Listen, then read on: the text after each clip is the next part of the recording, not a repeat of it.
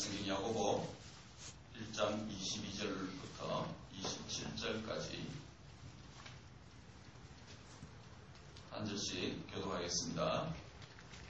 너희는 말씀을 행하는 자가 되고 듣기만 하여 자신을 속이는 자가 되지 말라. 누구든지 말씀을 듣고 행하지 아니하면 그는 거울로 자기의 생기를 보는 사람과 같았어. 제 자신을 보고 가서 그 모습이 어떠했는지를 곧 잊어버리거니와 자유롭게 하는 모든 법을 듣고 듣고 잊어버리는 자가 아니요 이 사람은 그의 가는 길에 누구든지 스스로 경건하다 생각하며 자기 혀를 제갈 물리지 아니하고 자기 마음을 속이면 이 사람의 경건은 헛것이라. 하나님 아버지 앞에서 정결하고 더러움이 없는 경건은 곧 보아와 거울을 또 한나중에 노라고 또 자기를 지켜 세속에 물들지 아니하는 그것이니라.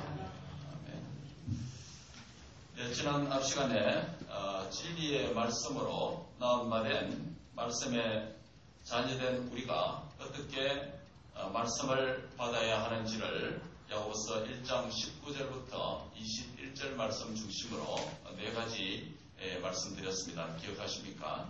첫째는 말씀의 자녀는 말씀 듣는 것에 신속해야 된다라고 그렇게 말씀을 드렸습니다. 말씀을 읽고 듣고 묵상하는 자리로 느릿느릿하게 하는 것이 아니라 신속하게 사모하는 마음으로 달려가야 된다라고 했습니다. 두 번째는 말씀의 자녀는 분노를 잘 다스려야 된다라고 그렇게 19절에 말씀을 드렸습니다. 그래서 말씀의 자리로 달려가는 데 있어서 여러 가지 장애물 중에 하나라고 말씀드렸습니다. 세 번째 말씀의 자녀는 모든 더러운 것과 넘치는 악을 내버려야 된다라고 21절 상반절에 말씀을 드렸고, 마지막으로는 말씀의 자녀는 말씀을 온유함으로 받아야 된다라고 말씀을 드렸습니다. 오늘 아침은 오늘 읽었던 야고보서 1장 22절부터 27절까지에 있는 이 말씀 중심으로 참된 경건이 무엇인지 말씀드리려고 합니다. 참된 경건이 무엇입니까? 참된 경건은 우리가 온유함으로 받은 말씀을 어떻게 실천하느냐의 문제입니다. 오늘 본문에서 언급된 참된 경건은 들은 말씀을 삶으로 순종하며 그리고 행하는 것에 강조가 있습니다. 참된 경건은 들은 말씀을 순종하여 주님의 성품을 담는 것, 성화와 관련이 있다는 것입니다. 즉 참된 경건은 주님의 성품과 인격이 내 안에 만들어지는 상태가 참된 경건이라는 것입니다. 이러한 참된 경건은 말씀에서 출발하여서 우리의 삶으로 결실하는 것입니다. 이런 점에서 말씀 없는 경건은 있을 수가 없습니다. 반대로 삶이 없는 경건도 무의미한 것입니다. 그러므로 참된 경건을 위하여 말씀과 삶의 관계를 바로 알아야 하는 것입니다. 말씀은 참된 경건의 출발점, 시발점이라면 참된 삶은 참된 경건의 종착점이라고 할 수 있습니다. 말씀 없이 사는 삶은 약간의 도덕적인 삶은 살 수 있을지는 모르지만 하나님의 요구하시는 경건의 삶은 살 수가 없습니다. 흔히들 너무 선하고 착하게 살기 때문에 이 사람은 법이 없어도 살 수 있는 사람이다 이런 말을 합니다만은, 그러나 그런 사람 말씀 없이 그렇게 사는 사람은 약간의 도덕적 또 삶을 살 수 있을지 모르지만 하나님이 요구하시는 경건의 삶은 살 수가 없습니다. 그리고 삶이 없는 말씀은 지식과 윗선은 될 수 있었지만 참된 경건은 될 수가 없습니다. 그러므로 참된 경건에는 반드시 두 가지 요소가 공존해야 됩니다. 하나는 말씀이고 하나는 그 말씀에 의한 삶이 있어야 된다는 말씀입니다. 오늘은 두 가지로 참된 경건에 대해서 말씀드리려고 합니다. 첫째는 하나님의 말씀은 참된 경건을 위한 출발점이다라는 것입니다. 한번 같이 할까요? 하나님의 말씀은 참된 경건을 위한 출발점입니다.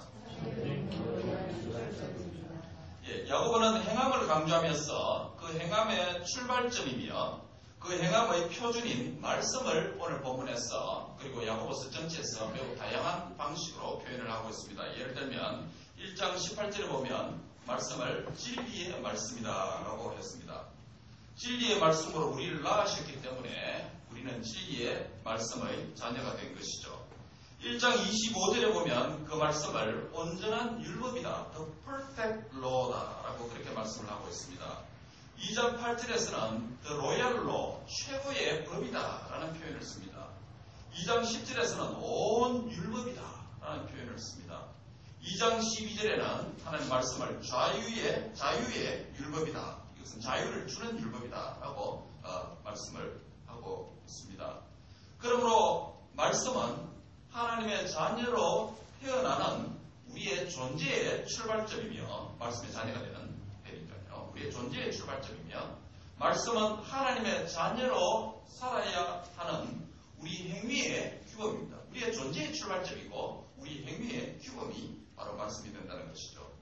말씀이 없이 하나님의 자녀됨이 있을 수가 없고, 말씀이 없이 하나님의 자녀된 삶이 있을 수가 없습니다.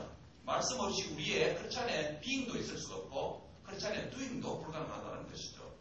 말씀 없이 하나님의 자녀가 될 수 없고 말씀 없이 하나님의 자녀의 삶이 있을 수가 없습니다. 이와 같은 말씀을 오늘 본문 25절은 자유하게 하는 온전한 율법이다 그렇게 부릅니다. 이게 무슨 말입니까?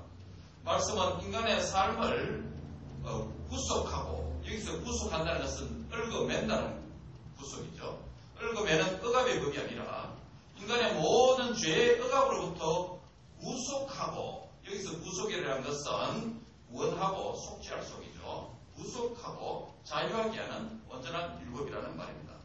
진리의 말씀만이 우리에게 참된 자유를 줄 수가 있다는 것이죠. 여기서 자유롭게 하는 율법을 수식하는 형용사가 등장하는데 그것은 온전함이다라고 하는 헬라로 텔레이오스라고 하는 이 형용사입니다. 이 텔레이오스라고 하는 이 헬라 단어는 전체 신약 성경 가운데서 27권 가운데서 9번에서 19번, 19회 사용되는데 그 중에서 야고보에서 가장 많이 사용하는데 야고보에서 4회 사용되고 있습니다. 야고보 강의 첫 시간 때 제가 말씀드린 바가 있습니다. 이 가운데 야고보서가 가장 많이 사용되는데 앞서 말씀드린 대로 온전하리라고 하는 이 단어는 바로 하나님의 성품을 의미하는 것입니다. 온전함은 하나님의 완전성, 하나님의 온전성, 하나님의 완벽함의 성품을 가리키는 단어입니다. 이 단어의 최초의 신약 성경의 사용은 마태복음 5장 48절에서 사용되는데, 그러므로 하늘에 계신 너희 아버지의 온전하심과 같이 너희도 온전하라. 아버지의 온전하심과 같이 너희도 온전하라. 즉 하나님의 성품으로서 바로 신약 성경 최초의 사용 부분에서도 그렇게 하나님의 성품으로 온유함을 언급했습니다. 그리고 하나님의 뜻을 로마서 12장 2절에서는 온전한 뜻이다 라고 온전한 단어를 사용합니다. 하나님의 사랑을 요한 1서에서는 온전한 사랑이다. 장차의 말 하나님의 성전을 온전한 장막이다 라고 히브리서 9장에서는 그렇게 말씀을 합니다. 각양 좋은 은사와 선물을 야고보서 1장 17절에 온전한 선물이라고 그랬죠. 충만한 하나님의 예언의 계시를 고린도서 13장 10절에 온전한 것이다 라고 말씀합니다. 그리고 오늘 본문 25절에서 하나님의 말씀인 율법을 온전한 율법이다 라고 부릅니다. 바로 온전함에 대해서 앞서 언급한 모든 신약 성경의 용례들은 하나님 자신의 존재와 하나님의 성품을 가리키는 표현입니다. 뿐만 아니라 온전하신 하나님의 그 성품을 담고 자라가고 또 그 성품을 반영하고 나타내야 할 하나님의 백성의 신앙 인격을 말할 때도 온전한이라는 단어를 표현해서 온전한 사람이 되라 또는 장성한 사람이 되라 라고 한글 성경에 다양하게 번역하지만 헬라는 역시 같은 단어를 씁니다. 예를 들면 예수께서 가라사대 내가 온전하고다 할진대 온전하다. 바로 우리가 온전한 자들 중에 지혜를 말하노니 하나님의 아들을 믿는 것과 아는 일이 하나가 되어서 온전한 사람을 이루어 각 사람을 그리스도 안에서 완전한 자로 세우려 함이니 전부 다 온전한 사람 같은 단어를 씁니다. 그러므로 하나님의 자녀는 하나님의 온전한 성품을 본받아서 닮아서 온전한 사람 또는 장성한 사람이 되어 가라라고 그렇게 말씀을 하는 것입니다. 그러므로 하나님의 온전하신 성품은 성도가 자라가고 성화되어야 할 표준이고 또 하나님의 성품으로서 온유함을 의미한다는 것입니다. 그런데 하나님의 온전하심의 성품은 어떻게 알 수 있습니까? 그것은 온전하신 하나님을 어떻게 만날 수 있습니까? 라는 질문입니다. 하나님의 온전한 성품은 하나님의 온전한 율법의 말씀에 계시되어져 있습니다. 성도는 하나님의 온전하신 것 같이 온전해야 합니다.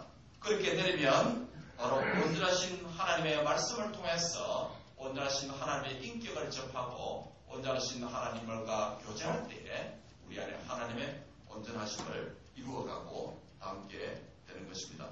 우리는 하나님의 온전한 말씀을 읽고 듣고 묵상하고 순종함으로 하나님의 온전한 사람, 장성한 사람, 완전한 사람으로 자라가고 변화될 수가 있는 것입니다.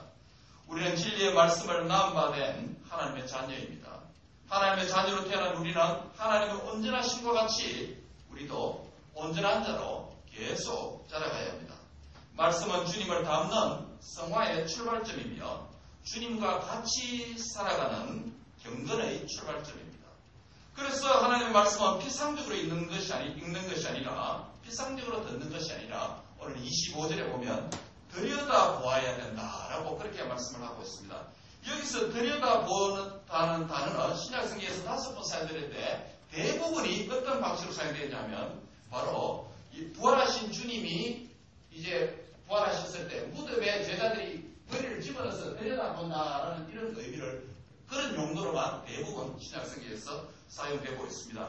무덤의 겉만 보는 것이 아니라 무덤 안을 들여다본다라고 할 때 바로 오늘 이 단어가 사용되어져 있습니다. 다시 말씀드리면 하나님의 말씀을 들여다본다는 이 말은 바로 그 말씀을 자세히 살펴보아서 그 안의 실체를 파악한다는 그런 의미가 담겨 있습니다.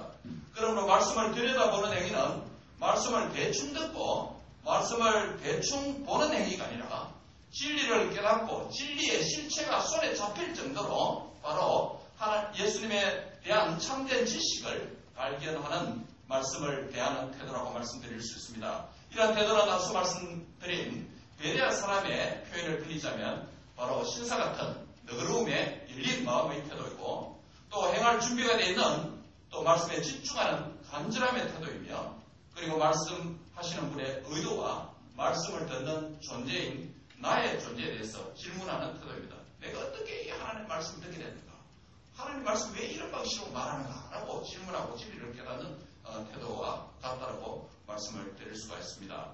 그리할 때에 바로 말씀을 들여다보는 태도를 가질 때 마음에 말씀이 심겨진다. 21절에 있는 그 표현입니다. 마음에 심겨지고 그 말씀이 우리를 주님의 성품으로 온전한 사람으로 자라가도록 만든다는 것입니다. 사랑하는 성도 여러분, 말씀을 들여다봄으로 말미암아 그 안에 진리의 요체, 진리의 핵심을 파악하고 그 진리에 이르는 그런 진리가 우리를 마침내 자유케 하는 율법이 되는 그런 은혜가 함께 하시기를 바랍니다.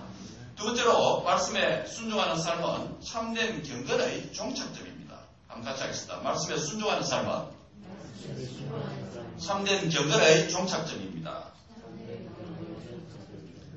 참된 경건의 출발점이며 우리 성화의 규범이 되는 말씀은 우리의 삶으로 연결되고 종결되어야 합니다.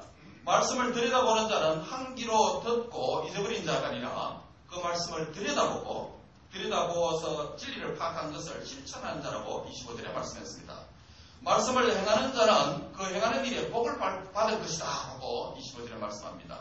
그렇다면 참된 경건은 말씀 순종의 실천적 삶인데 오늘 보면은 참된 경건을 위한 이 실천적 삶의 영역을 세 가지로 오늘 본문이 설명합니다. 참된 경건을 위한 첫째 삶의 영역, 실천의 영역이 무엇입니까?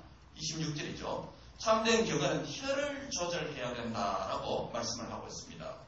이것은 자신의 어느 생활의 절제에 대한 부분입니다. 한 성도의 내적 경건의 첫 번째 출구는 혀입니다. 입입니다. 입에서 통한 말에서 그 내면의 경건이 드러난다고 할 수 있습니다. 언어는 한 개인의 내면을 다른 사람과의 관계 안에서 사회적으로 보여주는 특징을 가집니다. 말은 사람을 세워주기도 하고 말은 사람을 낙심하게도 만들며 말은 사람을 살리기도 하고 말은 사람을 죽이기도 합니다. 말은 그만큼 중요합니다. 말의 중대성을 알지 못하고 함부로 한다면 혀의 역할을 크게 오해하고 생명을 죽이는 자리에 나가게 됩니다. 말은 아무 생각 없이 나오기도 합니다. 이런 경우는 말은 신앙과 생각의 컨트롤에 범주를 넘어서서 절제하지 못하는 경우입니다. 그리고 말은 하나님을 경외하면서 다른 사람을 배려하면서 나오기도 합니다. 이런 경우 말은 신앙으로 잘 컨트롤되고 조절되는 경우라고 할 수 있습니다. 그러므로 그 신앙이 그 혀를 조절해야 되는 것이 바로 필수적이다라고 말씀드릴 수 있습니다. 우리 몸의 작은 혀는 보이지 않는 우리의 신앙 인격을 드러내는 통로가 되는 것입니다. 그래서 혀를 쟁을 먹이라 라고 26절에 컨트롤하라 라고 말씀합니다.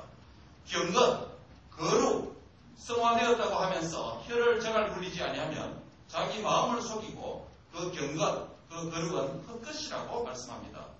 우리의 경건, 거룩은 혀와 구별될 수가 나뉘어질 수가 없습니다. 그래서 혀는 우리의 내적 경건, 거룩, 성화의 한 표출구가 됩니다. 경건은 혀와 나뉘어질 수가 없습니다. 날마다 우리는 우리의 혀의 사술의 죄로부터 회개하고 자유하게 하는 이 율법의 말씀으로 다스리고 조절하고 그렇게 되도록 성령님을 간절히 의뢰하며 기도해야 합니다. 야고보는 여러 곳에서 혀의 범죄의 심각성을 언급합니다. 4장 11절 12절에 보면 형제를 향한 이웃을 향한 비방, 판단하는 것, 그것은 율법을 비방하고 판단하는 것이다 라고 말씀을 하였습니다. 또 혀는 자신을 향하여서 자신의 계획, 자신의 비전, 자신의 불확실한 미래, 진로를 자의적으로 말할 때 4장 16절에서 허탄한 자랑이라고 말씀했습니다. 그러므로 이생의 요한 1서에 표현한 그것을 이생의 자랑이라고 말씀을 드렸죠. 바로 우리가 다 말에 실수가 많으니 만일 말에 실수가 없는 자면 온전한 사람이다.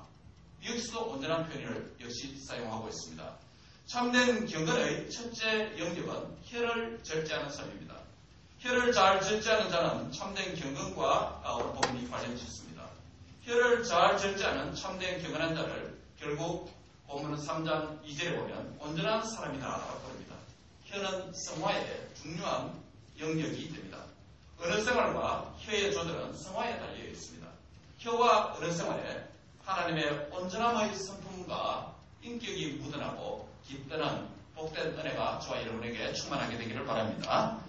참된 경건을 위한 두 번째 영역이 무엇입니까? 참된 경건은 고아와 과부를 그 환난 중에 돌보는 것이다 라고 27절 3번절에 말씀합니다. 이것은 사회적 약자에 대한 긍휼의 섬김의 영역이라고 할 수 있습니다. 참된 경건을 다른 말로 정결하고 더러움이 없는 경건이다 라고 27절에 표현합니다.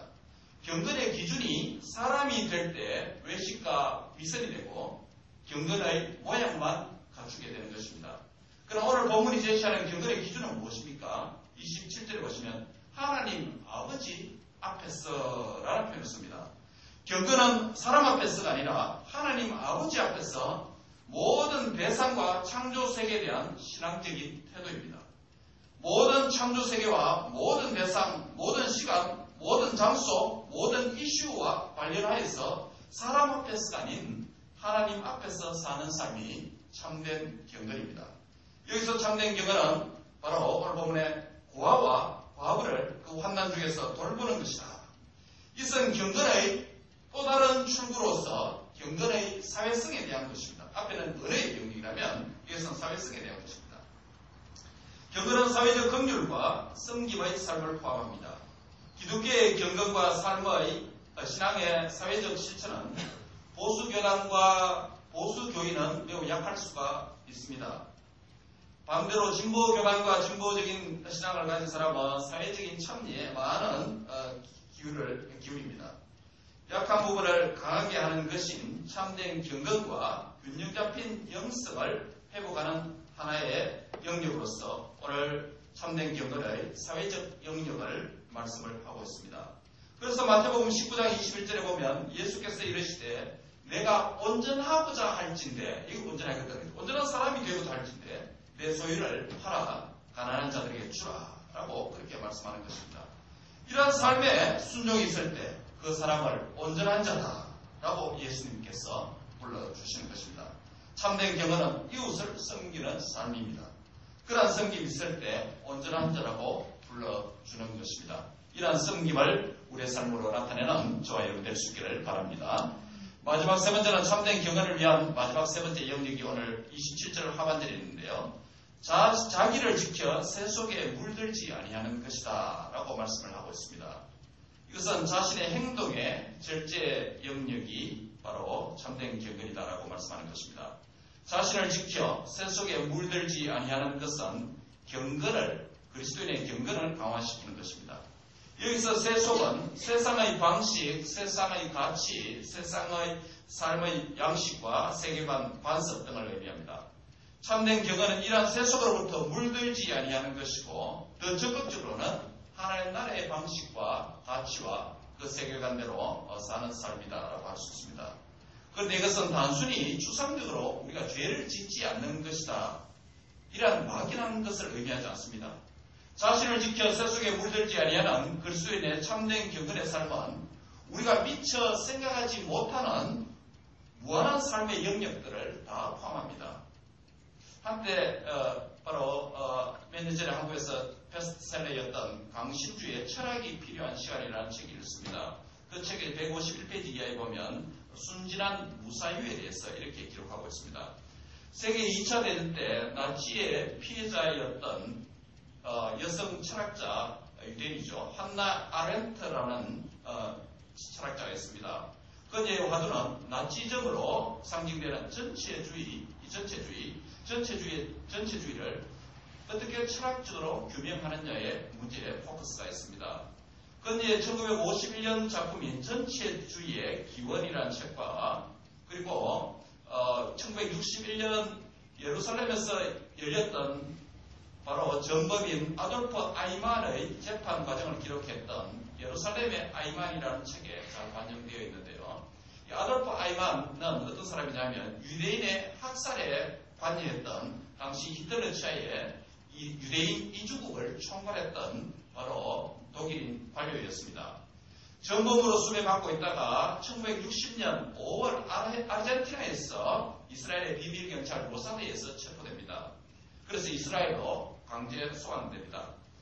마침내 1961년 12월 그는 유대인 600만 명을 학살한 혐의로 예루살렘에서 재판을 받게 됩니다. 여성 철학자 한나 아렌트는 미국 뉴요크지에 특파원으로 있으면서 아이만의 재판 과정을 다 직접 보고 살펴보는 기회를 얻게 됩니다. 그런데 이상한 것이 있습니다. 예루살렘의 이 아이만에 의하면 그녀의 결론에 거기 나오는데 아이만은 악의에 가득 찬 잔혹한 인물이 아니라는 것입니다. 매우 평범한 사람이었다는 것입니다. 아렌트는 아이만이 준법과 검면을 철저히 실천했던 관료였다는 사실에 주목합니다. 아이만은 성진을 위해서 사악한 음모를 꾸민 적도 없고 나아가 관료사회에 요구되는 규범도 어긴 적이 거의 없고 오히려 자신의 소임에 검면하고 성실히 임했던 사람이었습니다. 아이만이 법정에 오르게 된 이유는 그가 나치 치하에서 관료로서 최선을 다한 일밖에 없었습니다. 관료로서 조직이 위한 임무를 수행한 것이 과연 죄가 될 수 있을까라고 질문합니다. 과연 최고 통치자가 히틀러가 아니면 선한 인격자였다면 아이만은 절대로 법정에 설 이유가 없을 사람이었습니다. 그렇다면 아이만에게 면죄부를 주어야 됩니까? 결코 그렇지 않다는 것입니다. 분명히 아이만은 유대인 수백만 명을 학살한 일에 책임을 져야 할 전범입니다. 그렇지만 아이만 자신은 단지 상부의 명령에 따랐을 뿐이라고 자신의 죄를 인정하지 않았습니다. 스스로 책임이 없다고 주장하는 아이만에게 바로 이 철학자 아이만은 뭐라고 말하냐면 순진한 무사유, 아무 생각 없이 행하는 것, 순진한 무사유가 그의 큰 바로 범죄 요건이다 라고 그렇게 말씀하는 것입니다. 자신의 개인적인 발전을 도모하는데 각별한 것을 제외하고는 아이만은 어떤 동기도 가지고 있지 않았습니다. 이런 건면성 자체는 결코 번제적인 것이 아니다. 그로 하여금 그 시대의 엄청난 번제자들 가운데 한 사람이 되게 한 것은 바로 그의 순진한 무사유가 이 죄를 짓게 만들었다고 결론을 내립니다.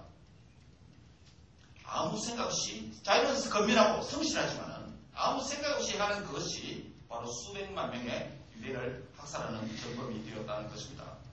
이와 비슷한 이야기를 막스 베르도 이런 이야기를 합니다. 현대사회는 분업화되고 전문화된 과정을 통해서 구조화된 사회입니다. 분업화되고 전문화 정도가 심해지면 바로 우리는 서로에 대해서 무관심하게 마련입니다. 그래서 우리와 같은 조직에 속해 있어도 서로가 무슨 일을 하는지조차 알지 못하고 심지어 알려고도 하지 않는다. 더군다나 모든 일들이 너무나 전문화되고 분업화되어 있어서 우리 자신이 지금 하는 일이 도대체 어떤 성격의 일인지 반성할 틈도 별로 없다.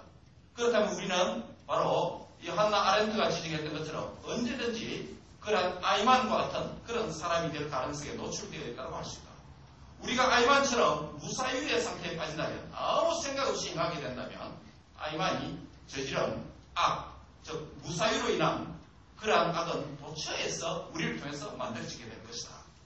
아렌트는 우리에게 묻고 있습니다. 지금 당신은 건면과 성실이라는 미명 아래서 사유의 의무를 방기하고 있는 것이 아닌가? 지금 당신은 생각하면서 살고 있는가? 라고 질문하는 것입니다. 자기를 지켜 오늘 세속에 물들지 않는 참된 경건을 위한 영역은 우리가 미처 생각하지 못하는 순진한 무사유의 영역도 포함될 수가 있는 것입니다. 이것을 생각하면 우리는 의지적으로 또는 무지 중에 그리고 의식 중에 또는 무의식 중에 우리의 말이나 행동, 언행 심사를 통해서 우리는 얼마나 많은 죄를 하나님과 또 다른 사람 앞에서 범하는지 모릅니다. 이것이 우리의 연약이며 인생의 한계라고 할 수 있습니다. 이런 것들을 고려하지 않고 넘겨 지나쳐 버린다면 바로 앞서 말씀드린 우리 내면에 그 악이 농축되고 저장될 수밖에 없는 것입니다.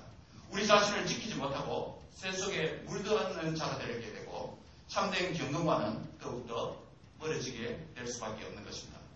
오늘 아침 우리의 이러한 무사유로 인하여서 자신의 혀의 영역과 이웃 성김의 영역과 자기 행동의 절제의 영역에서 범한 죄들을 돌아보며 회개하며 다양한 모든 우리의 삶의 영역에서 참된 경건을 회복하는 그러한 거룩한 아침, 거룩한 하루가 되시기를 주의 이름으로 축원합니다.